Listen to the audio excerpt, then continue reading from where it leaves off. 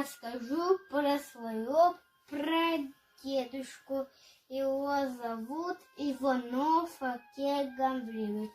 Он был на войне, держал на руке настоящий автомат. Он ветеран войны и тыла. Служил в Белорусском фронте. Был тяжело ранен. Его отправили в госпиталь и лечили, и отправили домой. После войны он работал на колхозе. На этой фотографии моя бабушка и мой прадедушка.